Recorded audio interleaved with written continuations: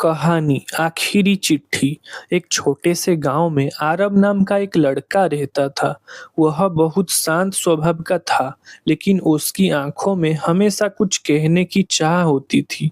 गांव के लोग कहते थे कि आरब के दिल में कोई राज छिपा है।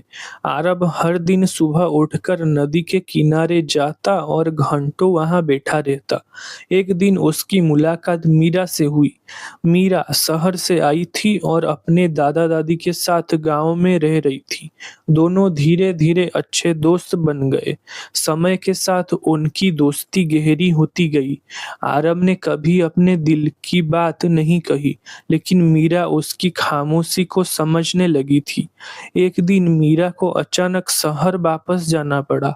जाते वक्त उसने आरब से कहा, अगर तुम कुछ कहना चाहते हो तो मुझे चिट्ठी लिख देना। आरब ने सिर हिलाया, लेकिन कुछ कहा नहीं। दिन बीतते गए और हर दिन आरब एक चिट्ठी लिखता, लेकिन उसे कभी भेजता नहीं। उसने सैकड़ों चिट्ठियां लिखी, जिनमें उसने अपने दिल की सारी बातें लिख दी। एक साल बाद मीरा फिर गांव लौटी। वह सीधा नदी के किनारे गई, जहां आरब हमेशा बैठता था, लेकिन इस बार वह वहां नहीं था।